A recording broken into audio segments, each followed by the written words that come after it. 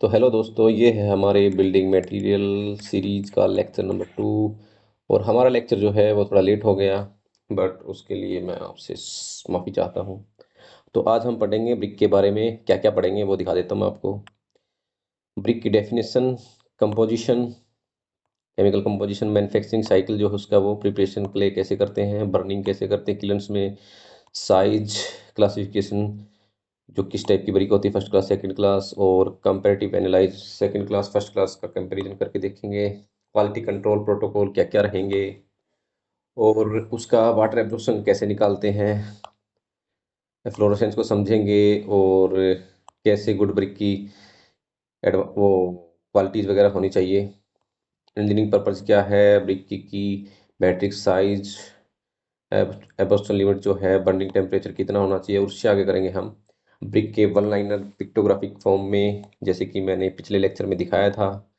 वैसे मैं डायरेक्ट आपको ये भी करवा सकता था, बट बदलाव क्या हुआ है, पहले ब्रिक, अब हम जो लेक्चर करेंगे वो इस तरीके से करेंगे कि पहले ब्रिक के बारे में थोड़ा जानेंगे, उसके बाद में हम करेंगे ब्रिक का पूरा चैप्टर, और आगे भी सारे चैप्टर ऐसे ही होंगे, ठीक है।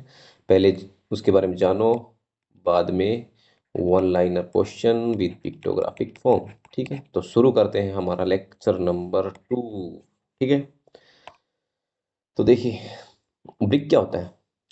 टेराकोटा भी इसका नाम दिया गया है, फायर्ड जो ब्रिक है उसको। तो ब्रिक क्या होता है, ब्रिक एक आर्टिफिशियल पत्थर होता है। आर्टिफिशियल पत्थर देखिए, unit, A brick is an artificial stone unit created by moulding the clay and firing in the kiln. Kiln सुना होगा ना आपने, देसी भाषा में भट्ठा। किलन होता है जिसमें ईंट को बना के मोल्ड करके उसके बाद में लगभग 11,000 के आसपास टेम्परेचर पे उसको बर्निंग किया जाता है, तो अपना जो है आर्टिफिशियल स्टोन यानी कि ब्रिक, फायर्ड ब्रिक तैयार हो जाती है, ठीक है। ब्रिक में क्या क्या प्रोसेस रहेगी, कले कले निकालते हैं हम जमीन से, धरती से। उसके बाद में हम उसको मोल्ड करते हैं। एक साँचा होता है, साँचे के अंदर वो जो कले जिसकी ब्लाइंडिंग वगैरह सब कुछ हो चुकी है उसको डालते हैं साँचे में, और फिर उसको साँचे से बहुत सारी ब्रिक बनाई जाती है, और उसके बाद में उसको किलन में ट्रांसफ़र किया जाता है, और किलन में ट्रांसफ़र करने के बाद में 4 5 6 7 दिन में लगभग वो ब्रिक तैयार हो जाती है। उसे निकाल के फिर हम बाहर उसको वेदरिंग करते हैं, और फिर तैयार हो जाता है आपका आर्टिफिशियल स्टोन यानी कि ब्रिक, ठीक है। तो एप्लीकेशन क्या, ब्रिक की वाल में, पियर्स में, फाउंडेशन में और पेमेंट पे ये ब्रिक इस्तेमाल होती है, ठीक है। तो नेक्स्ट है केमिकल कंपोजिशन। केमिकल कंपोजिशन में क्या रहेगा आपका, हम देखेंगे कि जो ब्रिक है, ये ब्रिक है आपकी, तो इसमें जो है आपका कौन कौन सी चीज़ें हैं, कितनी हैं, और उनका क्या काम है। पहला आपका जो कंपोनेंट है वो है सिलिका। सिलिका लगभग आपका 50 से 60% होता है, किसमें, फायर्ड ब्रिक में। अच्छा, एक बात ध्यान रखना आप लोग, जो हम ब्रिक यूज करते हैं घरों में उनको फायर्ड ब्रिक ब्रिक बोलते हैं, ठीक है। टेराकोटा भी।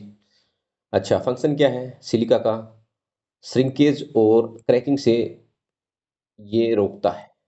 किसको, मान लीजिए ब्रिक बना दिया आपने, ठीक है, और इसको किससे रोकता है ये श्रिंकेज और क्रैकिंग से इसे रोकता है। दूसरा है आपका एलुमिना। एलुमिना लगभग आपका होता है 20 से 30%, ठीक है।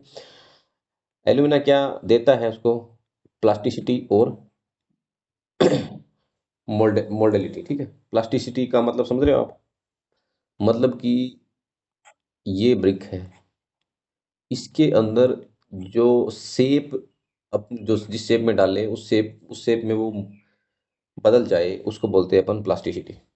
बाकी मैं इसको कंफर्म करूंगा आपको। आयरन ऑक्साइड है, आयरन ऑक्साइड 5 से 6% होती है। अच्छा, आयरन ऑक्साइड का काम क्या होता है, एक तो आयरन ऑक्साइड प्रेजेंट होने से ब्रिक के अंदर जो रेड कलर होता है वो आता है, ठीक है। ये उसका सबसे मेन कंपोनेंट है, और फ्लक्स के रूप में भी काम करता है। लाइम है, लाइम आपका 5% से कम होता है, ठीक है, ब्रिक में। और क्या कर इंक्रीज करता है, स्ट्रेंथ। वैसे भी लाइम जहाँ भी यूज होगा वहाँ समझ लीजिए आपकी स्ट्रेंथ की जरूरत थी, ठीक है। पाउडर फॉर्म में इस्तेमाल होता है। मैग्नीशियम 1%, मैग्नीशियम आपका 1% से नीचे मैग्नीशियम का यूज होता है, ठीक है। तो ये है आपका। तो नेक्स्ट है आपका मैन्युफैक्चरिंग लाइफ साइकिल जो है ब्रिक का, वो क्या है। मैन्युफैक्चरिंग लाइफ साइकिल में कि ब्रिक कौन कौन सी स्टेज से होके गुजरती है, तब जाके कोई ब्रिक जाके ब्रिक बनती है, ठीक है। पहले प्रिपरेशन, रॉ मटेरियल, ये ज़मीन है, मान लिया किसी ने ज़मीन खरीद ली, वहाँ से 20 सेंटीमीटर तक की लेयर हटा देंगे, उसके नीचे से अच्छी कली स्टार्ट होती है, उसको खोद कर निकाल लेते हैं, वो होता है अपना रॉ मटेरियल। ठीक है। फिर होता है आपका मोल्ड। मोल्ड ऐसा एक प्लास्टिक का एक यूनिट होता है जिसको मोल्ड बोलते हैं। उस प्लास्टिक के यूनिट में वो डालते हैं किसको, इस जो रॉ मटेरियल है उसको ग्राइंडिंग करके प्रॉपर उसमें वाटर और एडमिक्सर ऐड करके इसमें मोल्डिंग में डालते हैं। मोल्ड करके ब्रिक को बाहर निकाल देते हैं। वो ब्रिक कच्ची ब्रिक होती है। उसके बाद में ड्राइंग करते हैं। कितने दिन? 7 से 14 दिन तक ड्राइंग करते हैं, मतलब बाहर छोड़ देते हैं उसको ड्राइंग करने, ताकि उसका मॉइस्चर जो है वो उड़ जाए, इवेपोरेट हो जाए। और चौथा जो आपका स्टेप रहेगा वो क्या रहेगा, बर्निंग का। बर्निंग किसमें करते हैं अपन, किलन में। ठीक है। तो ये 4 प्रोसेस से होके गुजरना पड़ता है। वैसे इसकी भी अलग अपनी प्रोसेस है और इसकी 1-2 प्रोसेस है। ठीक है। इनके सबके पर्टिकुलर अपने इंडिविजुअल जो है उनमें कुछ प्रोसेस है, जैसे ग्राइंडिंग हुई, टेम्परिंग हो, काफ़ी चीज़ें हैं, वो आगे हम पढ़ेंगे भाई। इसके अंदर क्या क्या प्रोसेस होती है, इसके अंदर क्या क्या होती है, किलन की कैसे काम करते हैं किलन, वो हम आगे पढ़ेंगे। ठीक है। अच्छा देखिए, प्रिपरेशन कल प्रिपरेशन कैसे होती है। ठीक है। अनसोल्डिंग मैंने बताया था। 20 सेंटीमीटर जो लेयर है उसको रिमूव करते हैं, जैसे कि ज़मीन हो गई, इससे 20 सेंटीमीटर खोद के हटा दिया। उसके बाद में जो कले होगी उसका यूज़ करते हैं अपन क्या, ब्रिक बनाने में। अच्छा, डिगिंग एक्सकेवेशन। 20 सेंटीमीटर है, उसके बाद में डिगिंग करते हैं। डिगिंग मतलब खोदना, खोदते हैं और खोद के कले को बाहर निकालते ग्राउंड से। वेदरिंग, वेदरिंग उस कले को बाहर निकालने के बाद में ओपन एनवायरनमेंट में छोड़ देते हैं, जिससे वो सॉफ्टनिंग हो जाती है और राइपनिंग हो जाती है। ब्लेंडिंग, इंग्रेडिएंट जो है, जो एक ब्रिक में केमिकल कंपोजिशन होनी चाहिए उसके अनुसार हम उसमें क्या मिक्स करते हैं इंग्रेडिएंट। ठीक है। टेम्परिंग क्या होता है, टेम्परिंग होता है आपका वाटर को ऐड करके, वाटर को ऐड करना और उसकी जो है प्रॉपर कंसिस्टेंसी, ताकि वो एक ब्रिक में तब्दील हो सके, उसके अंदर पैचेज ना रहे, अंदर कोई ऐसे इंग्रेडिएंट ना रहे, वो मिक्सअप ना हो, उस चीज़ को बोलते हैं टेम्परिंग। ठीक है। तो कौन कौन सी प्रोसेस है आपकी, अनसोल्डिंग, डिगिंग, वेदरिंग, ब्लेंडिंग और टेम्परिंग। अच्छा, ये पर्टिकुलर आपका एक क्वेश्चन आ सकता है कि अनसोल्डिंग क्या होती है, डिगिंग क्या होती है, ऑप्शन दे देंगे, वेदरिंग क्या होती है और ये किससे संबंधित है, कले से, कले प्रिपरेशन से संबंधित है। अच्छा, क्वेश्चन होता है आसान। वैसे तो अनसोल्डिंग एक आसान सा आपका वर्ड है, बट जब हम एग्जाम में होते हैं वहाँ पे क्या होता है, मान लिया आपका क्वेश्चन आ गया अनसोल्डिंग क्या होती है। ठीक है। तो आप सोचोगे यार अनसोल्डिंग किस में है, ये कहाँ से आया ये क्वेश्चन।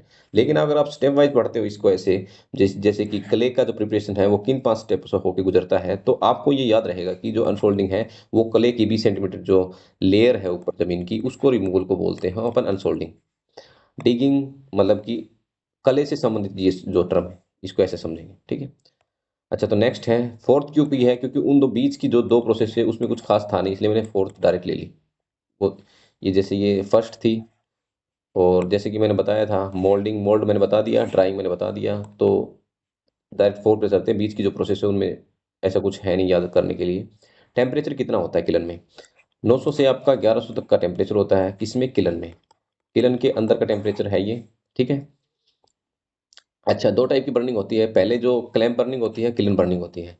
किलन आपका समझ गए, वो चिमनी से लगी होती है, आपने आमतौर पे देखा होगा। क्लैंप जो है वो छोटे स्तर पे, मान लिया आपको बहुत ही कम स्मॉल स्केल पे, पहले पुराने ज़माने में क्या करते थे, जो क्लैंप बर्निंग है वो इस तरह का एक स्ट्रक्चर होता है, उसके आगे ऐसे ऐसे, जिसके अंदर से आग जलाते थे और ब्रिक को अंदर लेके जाते थे, यहाँ से एंट्री होती थी उसकी, और उसका यूज़ करते थे। वो छोटे स्केल पे करते थे, जैसे कि किसी को गाँव में ब्रिक तैयार करनी है उस स्केल पे करते थे। और ये बिजनेस स्केल पे, इंडस्ट्रियल स्केल पे जो करते हैं उसका किलन का यूज़ करते हैं। जो लोग अपने भट्ठे लगाते हैं, सुना होगा आपने, वहाँ से किलन से जो है एक इंडस्ट्रियल स्केल पे जब ईंटें बनानी होती है तब अपन किलन बर्निंग का इस्तेमाल करते हैं। ठीक है। अच्छा, ये है आपका the clay softens and fuses to form a stone like mass, उस प्रोसेस को बोलते हैं विट्रिफिकेशन। ठीक है। अच्छा, इस सारी प्रोसेस से हमें क्या प्राप्त होता है, properly burned brick are hard and durable and water resistant. Brick का वाटर रेजिस्टेंट होना बहुत जरूरी होता है। जैसे कि आप जेई 2024 में क्वेश्चन आया था कि एक फर्स्ट क्लास ब्रिक जो है वो कितना पानी एब्जॉर्ब कर सकती है कि उसको सही माना जाए, तो उसका जो आंसर था वो 20% से कम था। अगर वो ज़्यादा कर देती है तो वो फर्स्ट क्लास ब्रिक कहलाने के लायक नहीं है। तो अब ब्रिक के साइज पे जाते हैं। ब्रिक का जो एक्चुअल साइज होता है वो होता है आपका 190, 190 mm, 90 mm और ये 90। ठीक है। मतलब कि 190 इंटू 90 इंटू 90 ये ऐसे लिखा जाता है। और इसको अपन किस में तब्दील कर सकते हैं, सेंटीमीटर में भी कर सकते हैं। अच्छा, नॉमिनल साइज क्या है मोटार के साथ में? 200, 100, ऐसे लिख सकते हैं। समझ गए आप? और 1 क्यूबिक मीटर में कितने ब्रिक? 500 ब्रिक। 1 क्यूबिक मीटर का मतलब क्या है इसमें? ये हो गया ऐसा कोई अपन ने 1 क्यूबिक मीटर चौड़ा कोई चीज बनानी है। क्यूबिक मीटर का मतलब है ये भी एक, ये भी एक, ये भी एक। इनका जो साइज है, लेंथ जो है, ये हाइट होगी, ये लंबाई होगी, एज्यूम कर लो ये चौड़ाई होगी, यहाँ से ऐसे इसको चौड़ाई मान लो, ये तीनों मान लो। ठीक है, ये एक, ये एक और ये एक। ठीक है, और इस पूरे को अपन को सॉलिड सॉलिड है ये अंदर से। तो इस पूरे को बनाने के लिए अपने को कितना ईंटों का इस्तेमाल करना पड़ेगा? 500 ईंटों का। और 500 ईंटों का यूज होता है 1 cubic metre of masonry work. ठीक है, ये है आपका। अब देखिए ब्रिक का क्लासिफिकेशन सिस्टम क्या है। ब्रिक का क्लासिफिकेशन सिस्टम क्या है? ब्रिक, बर्न्ट क्ले ब्रिक जो हो, वो कितने टाइप की? First class, second class, third class and fourth class. इसको क्या बोलते हैं? ओवर बर्न्ट ब्रिक होती है जिनका साइज ऐसे से कुछ बन जाता है, मतलब ठीक से नहीं बनती, वो साइज की नहीं होती है, उनको जमा भी बोलते हैं। स्पेशल पर्पज ब्रिक आपने सुना होगा, fly ash brick, engineering brick, facing brick, fire brick और एसिड रेजिस्टेंट ब्रिक जो होती है। ठीक है, ये आपके स्पेशल पर्पज ब्रिक होती है, ये आपकी बर्न्ट ब्रिक होती है। तो आपने एक और परफोरेटेड ब्रिक भी सुना होगा, जिसमें कि होल्स होते हैं ऐसे ऐसे ऐसे करके। उससे क्या होता है? वेट भी कम हो जाता है उसका। तो आपका जो आपका नेक्स्ट है वो है आपका फर्स्ट क्लास ब्रिक और सेकंड क्लास ब्रिक जो है, उन दोनों का कंपैरिजन करके दिखा रखा है। देखिए, मैं फास्ट को पढ़ा रहा हूँ। वैसे तो आपको यही लेक्चर चाहो तो आप 2 घंटे पढ़ लो, धीरे धीरे ऐसे ब्रिक होती है इस तरीके से। बट फास्ट पढ़ाने का अपना एक पर्पज होता है, वो ये कि हम कम टाइम में, देखिए आपने डिप्लोमा किया है या फिर जो आईटीआई किया है, आपने बेसिक्स पढ़ रखे हैं। आपको बस मैं याद दिलाना चाहता हूँ कि आपने क्या पढ़ा है, एक अलग नज़रिए से, अलग कंपैरिजन से, अलग मेथड से, पिक्टोग्राफ मेथड से, ताकि आप जो है ड्राफ्टमैन का जो आपका एग्जाम हो उसमें वो चीज़ जाके प्रोड्यूस कर सको, आप वहाँ पे जाके आंसर दे सको। इसका कोई मतलब नहीं है अपना हमारा सिलेबस पूरा है। अगर आपका सिलेबस पूरा है, वहाँ पे आंसर ना दे सके तो फिर कोई फ़ायदा नहीं है सिलेबस पूरा करने का। और सिलेबस आप इस तरीके से पूरा कीजिए ताकि वहाँ पे जाके आप अपने आंसर्स को प्रोड्यूस कर सको, मतलब कि 4 ऑप्शंस में से एक आंसर पता लगा सको कि कौन सा होगा। That's all. ठीक है, नेक्स्ट है अपना फर्स्ट क्लास ब्रिक और सेकंड क्लास ब्रिक का जो अपना वो है कंपैरिजन है उसके बारे में। शेप, फर्स्ट क्लास ब्रिक की जो शेप होती है यूनिफॉर्म होती है, शार्प एज होती है। यूनिफॉर्म का मतलब क्या है? यूनिफॉर्म ऐसे बिल्कुल सीधी। ठीक है, और स्लाइटली इरेगुलर, ये थोड़ा सा ऐसा हो सकता है कि सीधी ना हो, बट कहने का मतलब है इतनी ज़्यादा यूनिफॉर्म नहीं होती जितनी ज़्यादा की फर्स्ट क्लास ब्रिक होती है, बस। Strength, high strength, medium strength. Water absorption, जैसे कि मैंने बिल्कुल पहले बताया था, ये जेई में क्वेश्चन आया था ये वाला। हो सकता है आपकी बार सेकंड क्लास का आ जाए इसमें ड्राफ्ट में। इसमें क्या था, अगर कोई ब्रिक 20% से ज़्यादा कम पानी अगर एब्जॉर्ब करती है तो वो फर्स्ट क्लास ब्रिक के अंडर आती है। और जो सेकंड क्लास ब्रिक है वो आती है आपकी 22% से नीचे जो है वो सेकंड क्लास, मतलब कि 2% का इनमें फ़र्क है। साउंड, मेटेलिक साउंड, मतलब दो ब्रिक को, जैसे मेटेलिक रिंग का मतलब है, ये आपने दो दो ब्रिक ली। ठीक है, जैसे कि आपने ये दो ब्रिक ली और इनको ऐसे भिड़ा के देखा, ऐसे एक दूसरे से टकरा के देखा, तो जो फर्स्ट क्लास ब्रिक है उसमें जो साउंड आएगी वो मेटेलिक साउंड, रिंग साउंड आएगी, मतलब थोड़ी सी अच्छी और सही फ्रीक्वेंसी की साउंड साउंड आएगी। और जिसमें डल साउंड आएगी वो सेकंड क्लास ब्रिक है। आपने देखा होगा जो सही जानकार होते हैं वो किलन पे जाके ईंटों को भिड़ा के देखते हैं कि इनकी जो साउंड है कि मेटेलिक साउंड है कि नहीं है, उन पता करने के लिए कि ईंट मजबूत है, क्योंकि कलर से सही अंदाजा लगता नहीं है कई बार, इसलिए। यूज केस क्या है? लोड बीयरिंग वाल, मन वे जिस जो अपनी जो वाल है जिनको लोड आपका लेना है, उन वालों में कौन सा इस्तेमाल किया जाता है? आपका यूज किया जाता है first class brick. Face work आपने देखा होगा कई बार, कई स्कूल्स होते हैं, कमर्शियल बिल्डिंगों के, कभी कई भाई घर भी होते हैं जिनमें अपना फेस का वर्क होता है, जिसमें मतलब कि अपन प्लास्टिंग नहीं करवाते, सिर्फ ईंटें दिखती रहती है उसमें और बिल्कुल क्लीन दिखती है, उसमें कौन सी ईंटों का यूज किया जाता है? फर्स्ट क्लास ब्रिक का यूज। ठीक है, अच्छा, नेक्स्ट क्या है? सेकंड क्लास ब्रिक में हिडन मैसनरी, प्लास्टर वर्क। इसमें अपन फेस वर्क नहीं कर सकते। फेस वर्क मतलब कि वो वर्क जिसमें दीवार के ऊपर अपन प्लास्टर नहीं करते, वो वर्क इसमें नहीं कर सकते। इसमें जो वर्क होता है उस वर्क के ऊपर हमें प्लास्टर करना पड़ता है, क्योंकि इसकी जो है वो ड्यूरेबिलिटी और इसकी जो अपीयरेंस है वो अच्छी नहीं होती, इसलिए अपन इसको हिडन मैसनरी के अंडर रखते हैं। क्वालिटी प्रोटोकॉल ब्रिक का कुछ टेस्ट हैं उसके बारे में समझेंगे। Compressive test, compressive strength test क्या होती है, उसको ब्रिक, ये ब्रिक हो गई, इसको लोड के अंदर रखते हैं और वो लोड लगाते हैं, उससे पता चलता है कि ये ब्रिक जो है कितना अपना लोड ले सकती है, उससे उसका पता चलता है कि लोड बेयरिंग कैपेसिटी कितनी है, क्रश कितनी लोड से क्रश होने से बच जाती है, फिर लोड कितना बेयर कर सकती है, कितना लोड ले सकती है। ठीक है। वाटर एब्जॉर्प्शन जो है, वाटर एब्जॉर्प्शन के लिए एक क्वेश्चन आ सकता है कि कितना टाइम तक उसके अंदर, जैसे कि ये बाल्टी होगी, इसके अंदर पानी है, इसके अंदर आपकी ब्रिक है, इसको लगभग 24 घंटे तक छोड़ा जाता है। टाइम जो होता है ब्रिक की एब्जॉर्प्शन जो है उसको टेस्ट करने के लिए 24 घंटे तक पानी में छोड़ा जाता है, पता करने के लिए कि ये कितना वाटर जो है आपका एब्जॉर्ब करती है। ठीक है। एफ्लोरोसेंट टेस्ट, एफ्लोरोसेंट टेस्ट मैंने पीछे भी बताया था, उसमें क्या चेक करते हैं, अल्कलाई जो है वो प्रेजेंट है कि सोडियम और पोटेशियम के जो है आपके आयंस जो हैं उनको अल्कलीज बोलते हैं। और अल्कलाइज टेस्ट, अल्कलाइज अगर प्रेजेंट है तो एफ्लोरोसेंस जो है वो ब्रिक में आएगी।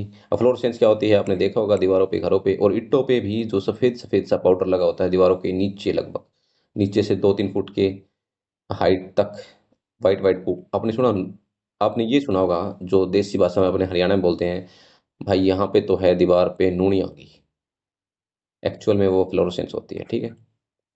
ये है hardness test, surface resistant to scratching by finger nail और शार्प टूल।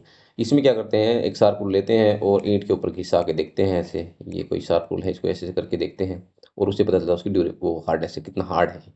और कई बार नाखून से भी कर, इसमें फिंगर नेल से भी चेक करते हैं, बाकी मोस्टली जो है अपना शार्प टूल का इस्तेमाल करते हैं। साउंडनेस टेस्ट बच्चे से मैंने बताया था, जो क्लियर मेटेलिक रिंग टेस्ट, मतलब कि मेटेलिक रिंग जैसी आवाज़ आवाज़ जो आपकी आएगी, उसमें क्या होगा, मतलब कि दो ईंटों को एक दूसरे से भिड़ाएंगे और पता चलेगा कि साउंड कैसी है आपकी। अगर साउंड जो है मेटेलिक साउंड है तो वो फर्स्ट क्लास ब्रिक है, डल साउंड है तो सेकंड क्लास ब्रिक है। और ये कैसे पता चलेगा कि ये डल साउंड है, ये पता चलेगा वहां पे जाके ये काम करके। ठीक है। वाटर एब्जॉर्प्शन देखिए, आपने देखा होगा कि हमने बताया कि 24 घंटे तक बाल्टी के अंदर या फिर जो भी अपना कंटेनर उसके अंदर ब्रिक को डुबा के रखते हैं, पता करने के लिए कि ये ब्रिक कितना पानी एब्जॉर्ब कर सकती है। ठीक है। अच्छा, W2 माइनस में W1 divide by W1 and bracket close into में 100, ये इसका फॉर्मूला है। देखो मैं इसको याद करवाता हूँ आपको। तो W2 क्या होता है आपका, W2 होता है आपका वेट वेट, ये ब्रिक है। ठीक है। ये आपकी ब्रिक होगी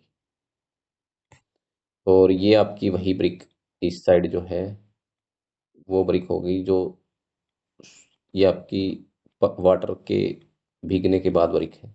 ये ब्रिक है आपकी वाटर से एब्जॉर्ब करने से पहले, मतलब कि ये जो है W2, ये क्या होता है, वेट वेट आफ्टर 24 आवर, ये वो वाली ब्रिक है। और ये कौन सी ब्रिक है, जो ड्राई वेट, जिसका वेट होता है ड्राई का कितना होता है, 3 से 3.5 kg।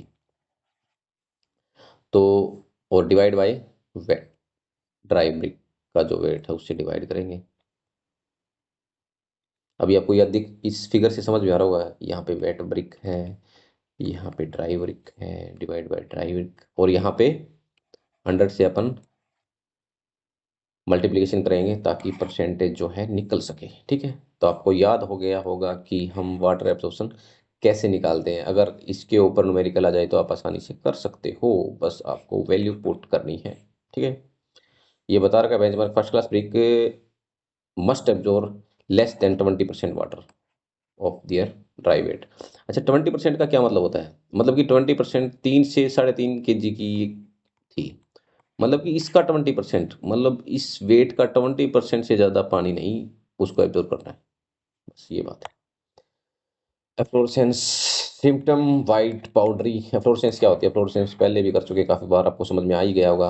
White powdery patches appear on the brick surface, उसको बोलते हैं एफ्लोरेसेंस। काउच क्या है, उसके अंदर अल्कलाई प्रेजेंट होते हैं। अल्कलाई क्या होते हैं, सोडियम और पोटेशियम के आयन। दे द क्ले और water which crystallise upon evaporation. देखिए, ये क्या होता है, ये ईंट है मान लीजिए, इसके ऊपर सफ़ेद सफ़ेद जो क्रिस्टलाइन चीज़ें आपने देखी होगी, वाइट वाइट सी, उसको फ्लोरोसेंस बोलते हैं। और वो फ्लोरोसेंस क्या होती है, पर क्यों होती है, क्योंकि वाटर या ईंट की जो अपनी क्ले होती है उसके अंदर अल्कलाइज प्रेजेंट होती है, और वो अल्कलाइज क्या होती है, सोडियम और पोटेशियम के अपने आयन। ठीक। यूज क्योर क्या है, क्या प्रिवेंशन है कि अफ्लोरेसेंस ना आए ईंट में या फिर अपनी ब्रिक में। Use clay free of salt, मतलब कि ऐसी क्ले का इस्तेमाल करो जिसमें कि आपका साल्ट ना हो। प्रॉपर बर्निंग, टेम्परेचर जो उसको सही रखो किलन के अंदर। और आप नेक्स्ट आपका use clean salty salt free water. आपने देखा होगा कई बार आपने घरों में अपने जो मैशनरी वर्क करने वाले होते हैं उनको हम कहते हैं भाई ये पानी तो नमकीन है, इसका यूज़ नहीं करना चाहिए, इससे ये हो जाएगा, इससे घर में नूनी आ जाएगी। वाइट वाइट पाउडर सी जो सामने दिखता होगा आपको, प्लास्टरिंग पे भी दिखता है वो, और वो दिखता है ईंटों पे भी। वो ऐसा क्यों होता है कि जो वाटर होता है वो तो एब्जॉर्ब हो जाता है और उसका जो साल्ट है उसके ऊपर चिपका रह जाता है, इस वजह से एफ्लोरेसेंस आ जाती है। इसलिए अपन साल्ट फ्री वाटर यूज करते हैं। तो ये बाद का है आपका। अच्छा, गुड ब्रिक और बैड ब्रिक के क्या क्या। अच्छा ये गुड ब्रिक और बैड ब्रिक के तो आपको वैसे तो लगा ही सकते हो अंदाजा, लेकिन फिर भी पिछली बार क्या दे रखे थे क्वेश्चन, पिछली बार आपके कॉमन सेंस के क्वेश्चन दे रखे थे जो आमतौर पे अपन कहीं पे दिखा नहीं सकते ये क्वेश्चन कि ये यहाँ से आया हुआ यहाँ से आया हुआ है। वो क्वेश्चन कैसे होते हैं आपको बस समझना है कि ये क्वेश्चन अगर आपने थ्योरी थोड़ी बहुत पढ़ रखी तो उसका आंसर कर सकते हो। जैसे कि उन्हीं टाइप के क्वेश्चंस के लिए ये मैंने स्लाइड डाली है इसमें देखिए। गुड ब्रिक हाई ड्यूरेबिलिटी, आसान है वैसे। फायर रेजिस्टेंस होती है class A brick. Economical available, excellent thermal insulation. Thermal insulation का मतलब होता है इसके अंदर से हीट ट्रांसफर जो है वो स्लो होती है। Thermal insulation limitation and bad brick, low tensile strength होती है। टेंसाइल स्ट्रेंथ समझ गए, इस तरफ फोर्स लगा, इस तरफ टेंसाइल, एक फोर्स लगाने से ये ईंट का जो है साइज एंड शेप में फर्क आता है तो नहीं, उसको बोलते हैं टेंसाइल। हाई वाटर एब्जॉर्प्शन, मतलब कि जो बेड ब्रिक होगी उसके अंदर वाटर एब्जॉर्प्शन की कैपेसिटी ज़्यादा होगी किससे, गुड ब्रिक से। ठीक है। ब्रिटल, ब्रिटल का क्या मतलब होता है, मान ली ये ईंट है, इसके ऊपर कोई फोर्स लगाया है ऐसे और वो टूट गई एकदम, तो ब्रिटलनेस है उसकी वो, ब्रिटलनेस के जो, अगर कोई ईंट ज़्यादा ब्रिटल है तो फिर वो अच्छी क्वालिटी की नहीं मानी जाएगी, माने थोड़ा सा फोर्स रख दे वो ब्रेक हो गई। ठीक है, जैसे कि अपना कांच होता है। हैवी डेड लोड, अगर उसका लोड ज़्यादा है, मतलब 3 से ज़्यादा है उसका लोड, मान ले 5 kg उसका लोड है, तो भी वो अच्छी ब्रिक नहीं मानी जाएगी। क्योंकि लोड भी जो है ब्रिक का इतना लोड नहीं होना चाहिए कि उसको अपने खुद का ही लोड ज़्यादा हो जाए उस पेवमेंट वॉल पे। ठीक है। अच्छा, क्या एप्लीकेशन है, लोड बेयरिंग वाल में यूज़ करते हैं, पार्टीशन वाल में ब्रिक का इस्तेमाल करते हैं, पेवमेंट और पाथवे में ब्रिक का इस्तेमाल करते हैं, ड्रेन्स में, सीवर्स में, चिमनी, किलन, इन सब में ब्रिक का इस्तेमाल है। की फीचर एंड मैट्रिक्स क्या है, स्टैंडर्ड साइज मैंने बता दिया आपको। यूनिट वेट जैसे कि मैं बार बार बोल रहा था 3 से 3.5 kg पर ब्रिक। मैसनरी डेंसिटी 500 कितना, एक उसमें किसमें, एक एक एक ये बताया था मैंने, 1 क्यूबिक मीटर में। ठीक है, इसको ऐसे भी लिखते हैं। एब्जॉर्प्शन लिमिट क्या है फर्स्ट क्लास ब्रिक की, 20%, सेकंड क्लास ब्रिक की 22%। बर्निंग टेम्परेचर 900 से 1000। कंप्रेसिव स्ट्रेंथ कितनी है, कंप्रेसिव स्ट्रेंथ है आपकी मिनिमम 3.5 न्यूटन पर mm स्क्वायर कॉमन ब्रिक के लिए। Efflorescence, deposition of the salt on surface, surface पे वो साल्ट दिखाता है उसको क्या बोलते हैं, फ्लोरोसेंस। तो ये हो गया अपना ब्रिक का बेसिक। अच्छा, तो अब हम स्टार्ट करेंगे ब्रिक का अपना वन लाइनर सेशन। अच्छा, मैं ऐसे क्यों कर रहा हूँ, पहले आपको मैं वो समझा रहा हूँ फिर आपको वन लाइनर। मैं ये चाहता हूँ कि आपको बार बार कुछ पढ़ना ना पड़े। फाइनली आप मेरे नोट्स है जो वो ले लीजिएगा, और आपके नोट्स जो हैं मुझे नहीं लगता इससे अच्छे नोट्स कोई आपको दे सकता है। चेकआउट कीजिए मेरे नोट्स, जैसे कि मैं पढ़ाता हूँ वहीं उस टाइप के नोट्स ही आपको मिलेंगे। देख लीजिए एक बार, मैं आपको राउंड अप करा देता हूँ नोट्स कैसे हैं। ये वन लाइनर क्वेश्चन आपके इंग्लिश में ये दोनों बाइलिंगुअल, बाइलिंगुअल भी है मेरे पास ये क्वेश्चन, और विद डायग्राम। अच्छा, बाइलिंगुअल कैसे हैं ये देखिए, इस तरफ ये क्वेश्चन है और इस तरफ ये सेम क्वेश्चन है, बीच में आपका डायग्राम ताकि आप इसको अंडरस्टैंड कर सको। ठीक है, तो ऐसे है। और ये क्वेश्चन है आपकी स्लाइड सारे क्वेश्चंस की है, ये बाद में करते हैं, पहले अपन क्या करते हैं, वन लाइनर क्वेश्चन करते हैं। ठीक है, तो आपका पहला स्लाइड है ये। ठीक है, पहला स्लाइड कंपोजिशन से संबंधित है, केमिकल कंपोजिशन की क्या रहती है। अच्छा, question number first, in the composition of good brick the total content of silt and clay by weight should not be less than, 50% से कम नहीं होना चाहिए इन दोनों का कंपोजिशन, सिल्ट और क्ले का composition as compare to weight, ठीक है, 50% से कम नहीं होना चाहिए। अब देखिए क्वेश्चन नंबर सेकंड है आपका, the ingredient of the brick earth which enable brick to retain its shape, मतलब कि ईंट अपनी शेप को रिटेन कर जैसे कि ईंट एक क्यूबिकल जो होता है वो शेप में होती है, उस शेप को बनाए रखे वो किस वजह से, सिलिका की वजह से बनाए रखती है। नेक्स्ट क्वेश्चन आपका, the main ingredient of good brick earth, brick earth क्या होता है, ब्रिक अर्थ होती है वो मिट्टी जिससे हमारी ब्रिक बनती है, ठीक है, ब्रिक अर्थ ये शब्द आपको वहां पे कंफ्यूज कर सकता है, ठीक है। द मेन इंग्रेडिएंट क्या था, एल्यूमिना, एल्यूमिना का फॉर्मूला क्या है, A2O3, Al2O3, ठीक है। The main function of alumina in brick is, main function क्या होता है एल्यूमिना का, बताओ, प्लास्टिसिटी, ये मेन फंक्शन है। आयरन ऑक्साइड का फंक्शन मैंने बताया था, रेडिश कलर जो होता है वो है, ये देखो रेड कलर किसकी वजह से होता है, ईट का, आयरन ऑक्साइड से। अच्छा, the percentage of silica in good brick clay should be very from, silica 50 से 60%, गुड ब्रिक, ठीक है। A good brick earth contain 20 to 30% of alumina, 30 से, एल्यूमिना क्या है ये प्लास्टिसिटी वाला, एल्यूमिना 20 से 30% तक किसमें होना चाहिए, गुड ब्रिक में। In the good earth, good brick earth which, brick earth आएगा यहाँ पे, brick earth which constituent impart plasticity to the earth, alumina, plasticity का कारण होता है एल्यूमिना, यही वही क्वेश्चन है, सेम सिमिलर सा। और एल्यूमिना कितना परसेंट, 20 से 30। और if the excess of silica is present, किसी ब्रिक में जो सिलिका है उसका एक्सेस प्रेजेंट है तो उसमें क्या होगा, वो ब्रिटल होगी, वीक होगी, उसके अंदर क्रैक आ जाएंगे, ठीक है, सिलिका के ज़्यादा होने से। और सिलिका कितना, सिलिका क्या करता है, ब्रिक को अपनी शेप बनाए रखने के लिए सिलिका की जरूरत पड़ती है। नेक्स्ट देखिए, अब देखिए ब्यूरो ऑफ इंडियन स्टैंडर्ड के अनुसार size of modular brick, modular brick का साइज 19 × 9 × 9 सेंटीमीटर, जो कि आपको ये बताया था मैंने, ये भी सेम है, ये mm में है, ये सेंटीमीटर में। नॉमिनल साइज 20 × 10 × 10, ठीक है, और ये मैंने 200 × 100 × 100 समझ गए। एक्चुअल साइज, एक्चुअल साइज और आपका मॉडुलर साइज सेम होता है। अच्छा, the nominal size of a standard brick, nominal size वो पीछे बताया था मैंने आपको। अच्छा, इंडियन स्टैंडर्ड के अनुसार जो है, ISI के अनुसार स्टैंडर्ड साइज का ब्रिक ये, अच्छा ये भी वही है, ये भी वही है, तो मैं ऐसा क्यों कर रहा हूँ, क्योंकि वहां पे जाके आपके जब क्वेश्चन आएंगे तो आपको कंफ्यूजन हो जाएगी कि ये साइज कौन से वाला पूछ रहा है। तो आपको देखिए, bureau of Indian standard, ISI marks के अनुसार, और नॉमिनल, नॉमिनल नहीं, एक्चुअल साइज जो है वो तीनों आपके सेम होते हैं, ये तीनों, ठीक है, ये तीनों आपके सेम है। The average weight of brick 3 से 3.5 kg।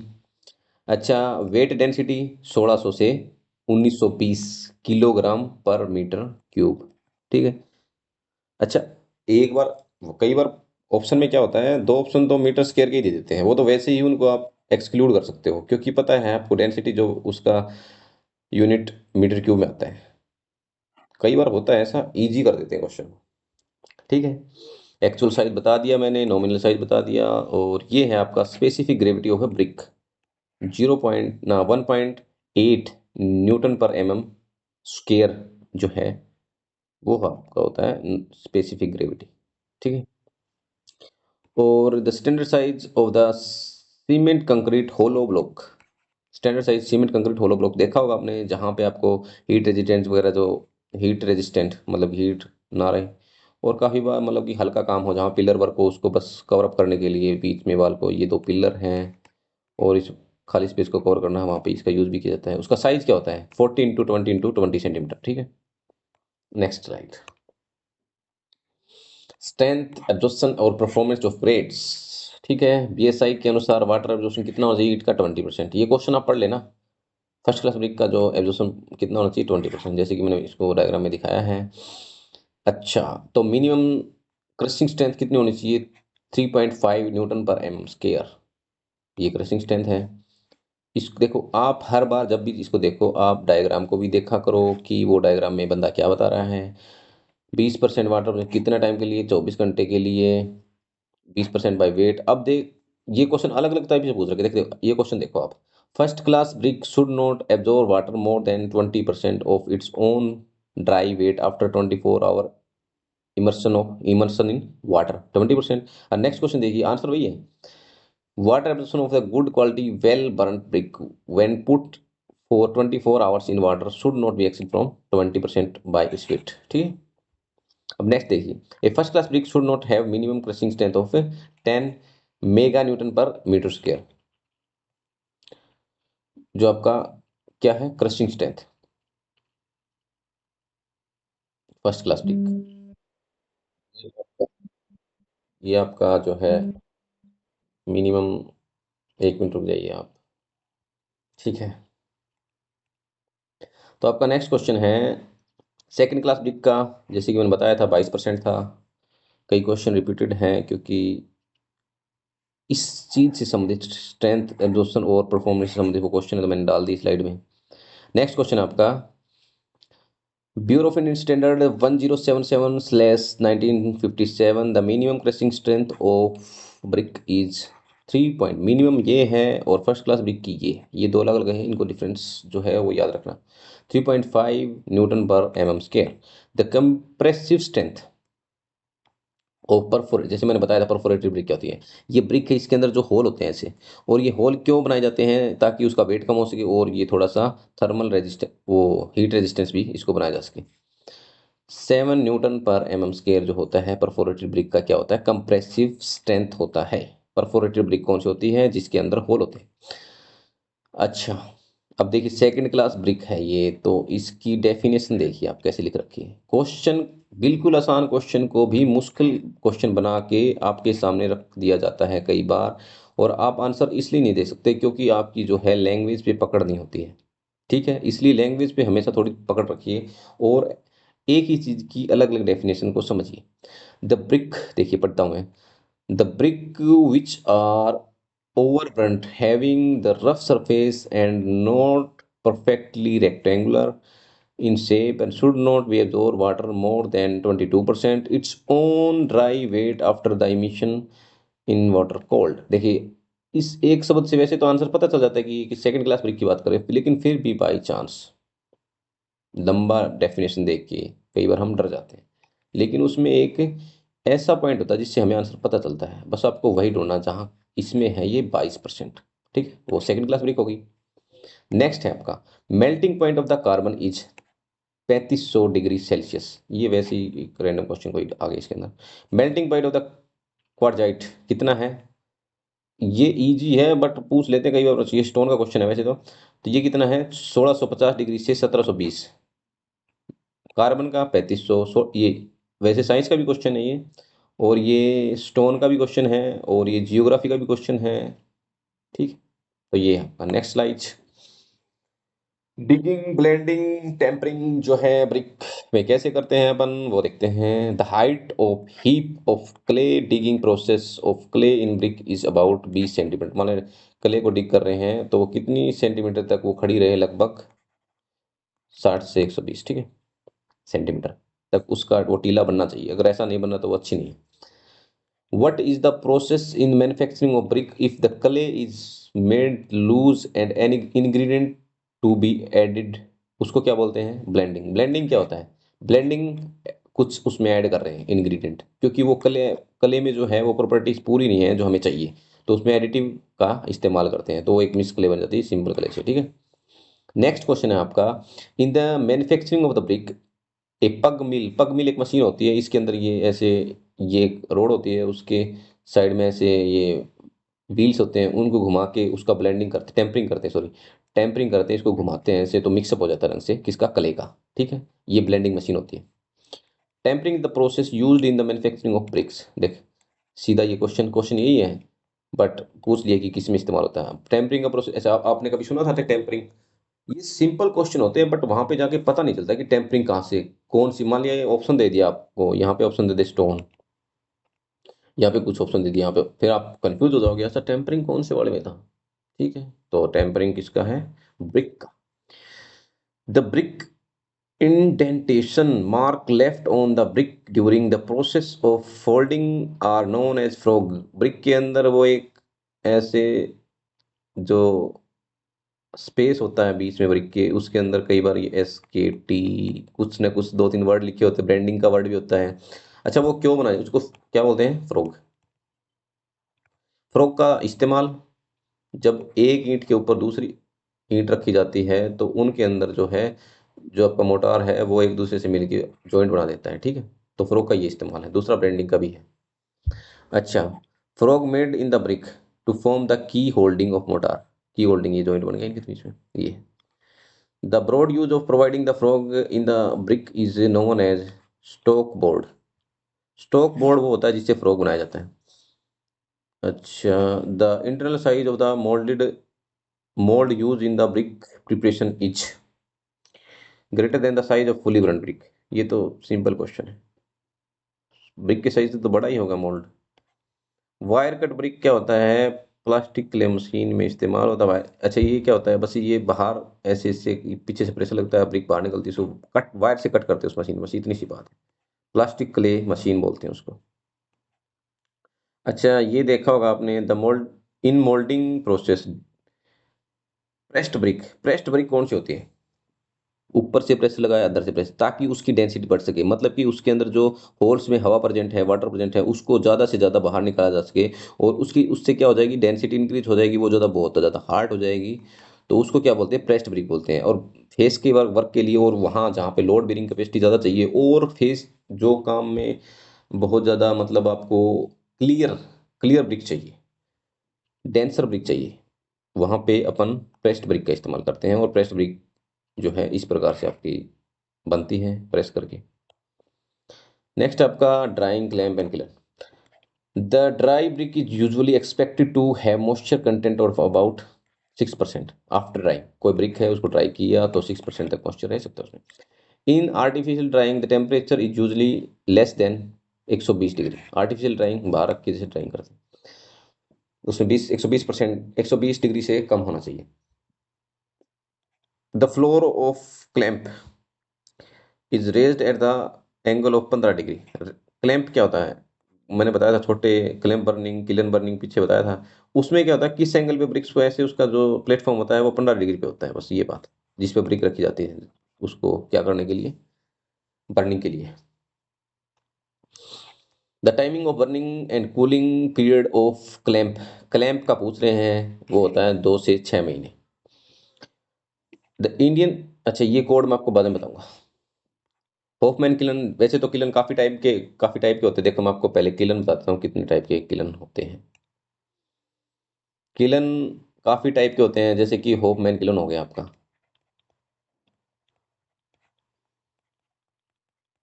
ठीक है। जिग जैग किलन हो गया आपका। अच्छा, आपका बुल ट्रेंच किलन हो गया।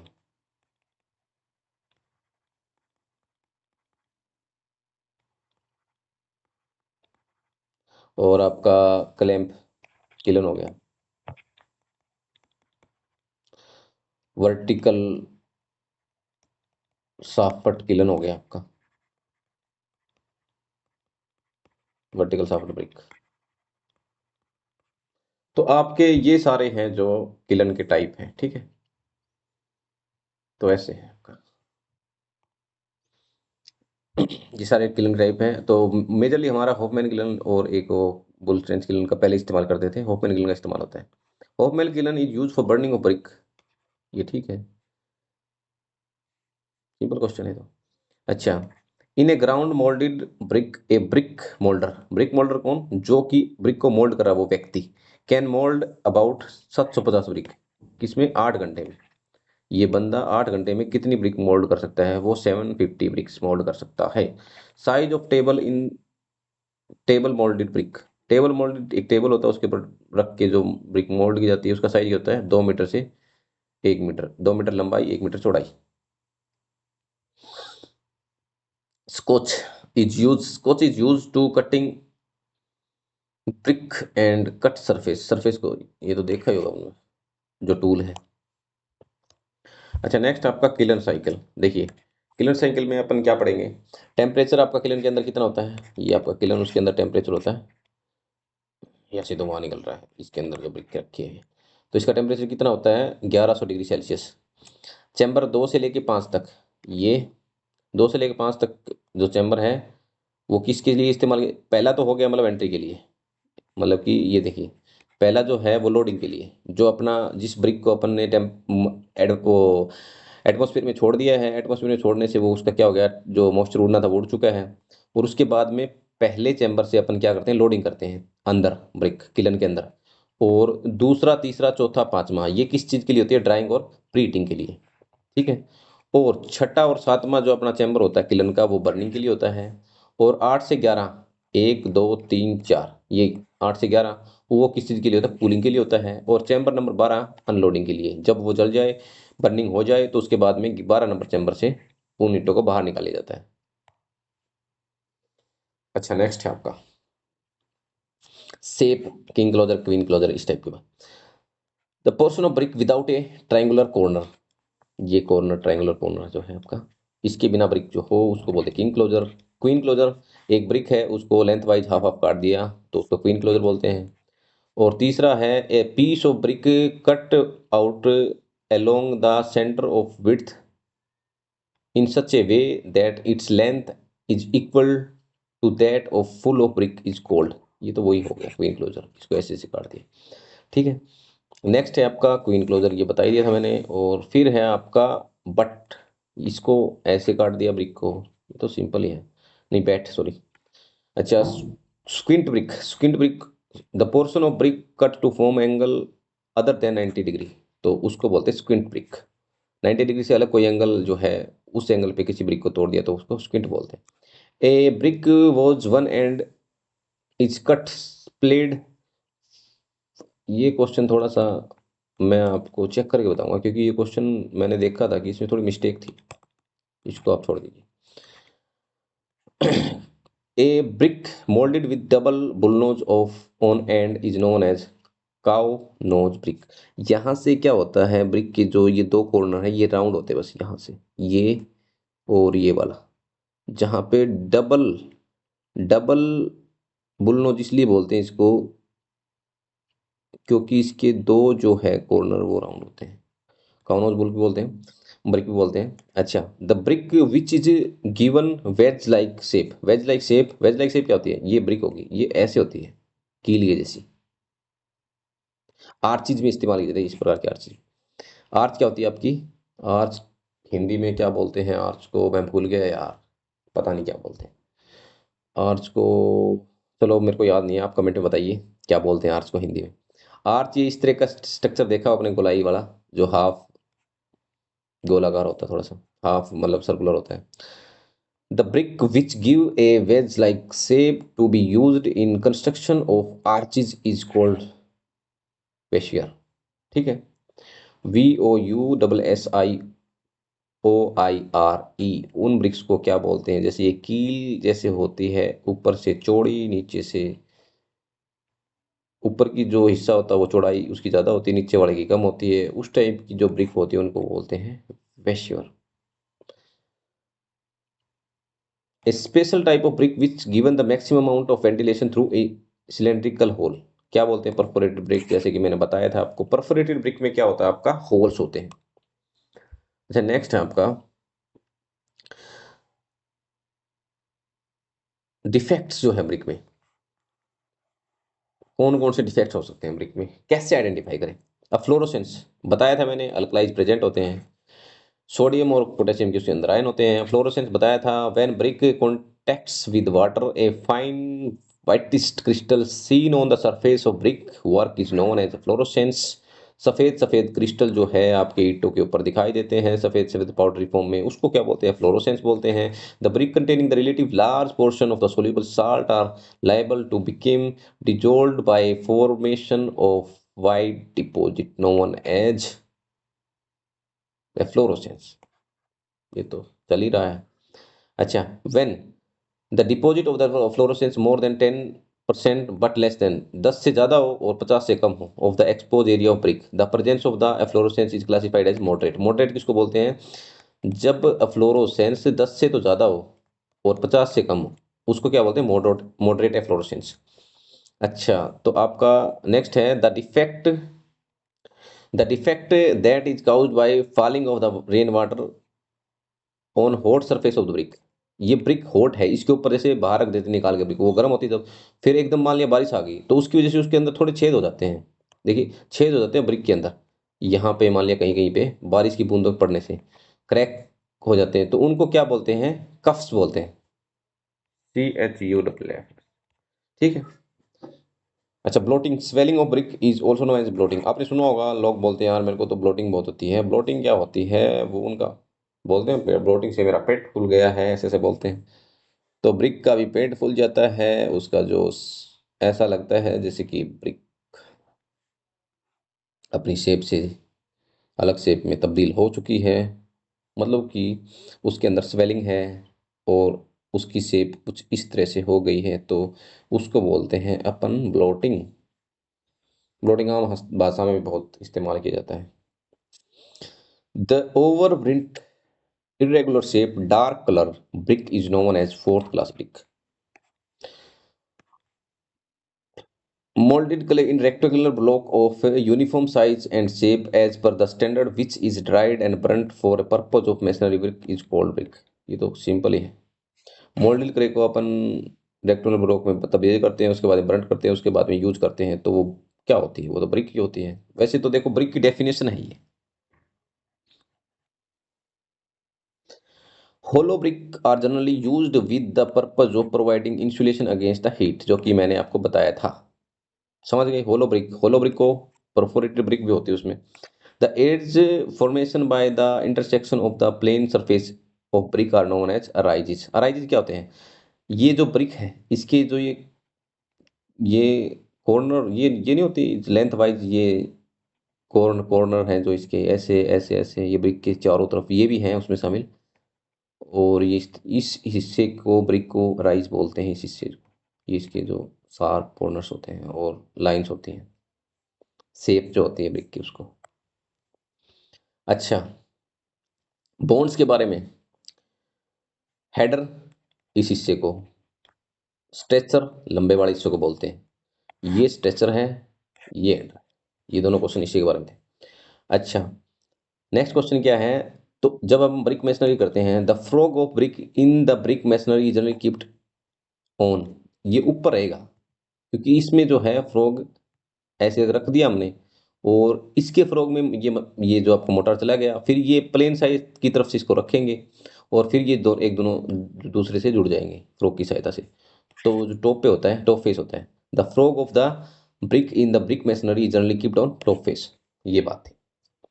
अच्छा, तो ये कोड के बारे में जो क्वेश्चन है ना, इसमें प्रॉब्लम ये है, कई बुकों में अलग रखे, मैं आपको अपडेटेड कोड जो है उसका एक छोटा सा 10-15 मिनट का वीडियो डाल दूंगा, वो देख लेना आप। सभी चीज़ों के बारे में, ये नहीं सिर्फ इसी चीज़ के बारे में, ब्रिक के बारे में, स्टोन जो मशीनरी टाइप है, हाईवे जो जितनी भी चीज़ हैं, उन सभी के कोड्स हैं, उनकी एक अलग अलग वीडियो बनाएंगे अपन। क्योंकि कोड क्या है, अपन कोड में कंफ्यूजन हो जाएगी हमें, इसलिए मैं ये क्वेश्चन करवा नहीं रहा। ठीक है, ये है आपके बॉन्ड्स, ठीक है, common, English, Flemish, stack bond. Common तो हेडर। अच्छा, एक और चीज़ है, देखिए फ्लेमिश बॉन्ड को देखते पहले, हेडर स्ट्रेचर, हेडर स्ट्रेचर, इस तरह से, मतलब ये ईंट का हेडर स्ट्रेचर इस तरीके से बीट ईंट को रखा जाता है, तो वो आपका फ्लेमिश बॉन्ड होता है। स्टेक बॉन्ड में क्या होता है, सारी ईंटें ऐसी रखी जाती है स्ट्रेचर स्ट्रेचर पे। इसमें क्या है, इसकी जो मजबूती कम होती है, क्योंकि इसमें जो ये जॉइंट्स हैं इनको ये ब्रेक नहीं कर पा रहे, क्योंकि देखिए इसमें जॉइंट ब्रेक हो गया, यहाँ पे ब्रेक हो गया, ये यहाँ से शुरू हो गया, यहाँ पे ब्रेक हो गया, यहाँ से शुरू हो गया, इसलिए इसकी ड्यूरेबिलिटी कम होती है। तो लोड बेरिंग वायल के लिए ऐसे क्वेश्चन आ जाए, इनमें से कौन सा जो बॉन्ड है वो लोड बीयरिंग वॉल के लिए, लोड बीयरिंग वॉल के लिए सही नहीं है, तो वो स्टैक बॉन्ड है। समझ गए। अच्छा, English bond, stretcher stretcher stretcher stretcher, header header header header, stretcher stretcher header header, ऐसे ऐसे इसको बोलते हैं इंग्लिश बॉन्ड। ठीक है, एक बॉन्ड और है क्या, वो बताऊंगा मैं आपको बाद में। अच्छा, next question, next part, heat art earth refractory bricks terracotta earth earthenware. देखिए, refractory brick resist temperature resistance जहाँ पे चाहिए होता है वहाँ पे रिफ्रैक्टरी ब्रिक का इस्तेमाल किया जाता है। रिफ्रैक्टरी ब्रिक का इस्तेमाल किया जाता है फर्नेंस में। फर्नेंस देखा होगा, इसके अंदर आग जलती है। फर्नेंस जितनी भी फर्नेंस संबंधित चीज़ें होती हैं उसमें सभी में फर्नेंस होता ही वो है। मतलब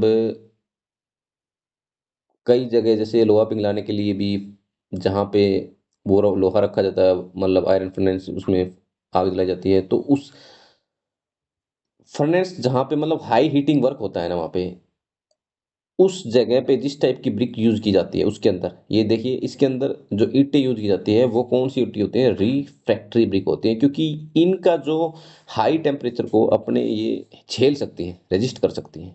ये बात है कौन सी? Refractory bricks. ठीक है। Fire bricks are always set in a mortar. ये क्वेश्चन क्या है? Fire brick always kept fire brick are always set in a mortar. हाँ, मोटार का यूज किया जाता है, बस ये बात है। Melting point of a silica is 1730 degree Celsius. ये कोई समझाने की चीज नहीं है। टेराकोटा, देखिए अगर आप देखो डायग्राम को देखोगे तो आपको याद रहेगा क्वेश्चन। अब मैं पढ़ा रहा हूँ बार बार, मैं डायग्राम पे जा नहीं रहा हूँ क्योंकि इसमें क्या हो जाता है, टाइम थोड़ा वेस्ट हो जाता है। ये क्वेश्चन है, terracotta in building is use for ornamental work. Terracotta is essential a clay product. ये तो है ही। Dash is hard brownish unglassed vitrified ceramic material use for architectural ornament. Terracotta, terracotta एक प्रकार की मिट्टी होती है, सही बताऊं तो। मतलब मिट्टी होती है, टेराकोटा के बर्तन मिले हैं ब्राउन ब्राउन सी, हड़प्पा संस्कृति में, ये सुना होगा आपने। द टर्म, इसका एक और डेफिनेशन होता है टेराकोटा का, वो भी मैं आपको बताऊंगा बाद में। अच्छा, the term dash is use to indicate the article prepare from clay which is burnt at a low temperature and cool down slowly. Earthen, ये जो इस टाइप की ये भी अर्थ कले से ही बनती है। आपका कोई स्टोरेज पोर्ट हो गया, घड़ा हो गया, या फिर और भी चीज़ें होती हैं वो चीज़ें। तो ये है आपका, ये क्वेश्चन छोड़ दो। The clay product manufactured from the ordinary clay mixed with the sand and crushed pottery known as. ये तो हो ही गया, क्ले को सैंड मिक्स करके और इसको बनाया जाता है किसको? ये बर्तन जो आपके मिट्टी के बर्तन होते हैं वो वाले। अच्छा, तो आपका नेक्स्ट क्वेश्चन है, इसको देखिए। ये क्वेश्चन ना ये आते नहीं है, मैं इसलिए आपको ये क्वेश्चन करवा नहीं रहा, लेकिन उसमें दे रखे थे तो मैंने ऐड कर दिए थे, बस ये इतनी सी बात है। अगला क्वेश्चन है आपका, एक मिनट रुकिए, आप देखता हूँ मैं अपनी स्लाइड कंप्लीट कर दी क्या मैंने ये। अच्छा, ये तो आपके क्वेश्चन स्टार्ट हो गए। तो ये थे आपके, यहीं तक मैं आज करवाऊंगा आपको, क्योंकि आगे जो है आपके ये प्रीवियस ईयर क्वेश्चन है। सही बताऊं तो ये प्रीवियस ईयर क्वेश्चन है, मैंने उठाए हैं अलग अलग जगह से। देखो मैंने आपको ये समझा रखा है, यहाँ पे ये क्वेश्चन है और यहाँ पे ये हिंदी मीडियम में है, फिर उस क्वेश्चन को डायग्राम से समझाया गया है। जैसे कि इस क्वेश्चन को देख लीजिए आप, रिफ्रैक्टरी ब्रिक आर यूज्ड। अब आप सोचेंगे कहाँ पे? पियर्स में, वाटर टैंक में, कॉलम में, फर्नेंस में। तो आपकी मैंने बताया था, और ये प्रीवियस ईयर क्वेश्चन है ये सारे के सारे। ये बताया था, first class brick when immerse in water for the 24 hour should not be absorb water more than the 20%। 20% से ज़्यादा पानी नहीं एब्जॉर्ब कर सकती। तो इसी प्रकार से ये सारी स्लाइड्स हैं, देखिए। मैं आपको यकीन से कह सकता हूँ कि इससे अच्छा आपको मटेरियल नहीं मिलेगा। और अंततः अंत की बात सुनते जाइएगा, लेक्चर आपके रेगुलर रहेंगे, क्योंकि थोड़ी सी प्रॉब्लम ये चल रही थी। पहले मैंने सोचा कि जेई का नोटिफिकेशन पहले आएगा, देखो मेरे को पता नहीं था उस टाइम पे। उसके बाद में आपका आ गया ड्राफ्ट बेंच का, फिर आपके केस चल रहे हैं रिजर्वेशन के इतने सारे। ठीक है। और 2 तारीख को आपको फॉर्म स्टार्ट है। और लगभग मैं ये मानता हूँ कि आज मान लीजिए 15 जनवरी, मान लीजिए आज, नहीं 17 जनवरी। तो 17 जनवरी से 14 दिन ये हो गए 31 तक, और 28 दिन वो हो गए। ठीक है। और 31 दिन वो हो गए। ठीक है। तो ये हो गया आपका 73 के आसपास, 75 डेज मान लीजिए आप। मैं ये मान के चल रहा हूँ कि मान लिया आपका अप्रैल में पेपर होता है, ये मान के चल रहा हूँ मैं। ठीक है। तो उसके अनुसार अपन तैयारी करेंगे कि अप्रैल में पेपर होगा ही, ठीक है? और अगर आपका जैन हाफ बचा हुआ है, फ़ेब पूरा बचा हुआ है, मार्च बचा हुआ है और अप्रैल जो है वो आपका एग्ज़ाम का डे है। एज़्यूम करते हैं कि 1 अप्रैल को एग्ज़ाम है आपका, ठीक है? Exam day, D day. तो उसके अनुसार अपन पढ़ेंगे इसको, पूरे सिलेबस को, ठीक है? तो आपके पास ऑलमोस्ट 75 डेज़ हैं। किस चीज़ के लिए? सिलेबस के लिए। देखिए सिलेबस के लिए, एमसीक्यू के लिए और आपका लास्ट में जो है टेस्ट के लिए, जो आप प्रैक्टिस टेस्ट लगाओगे उसके लिए। 75 डेज़ है।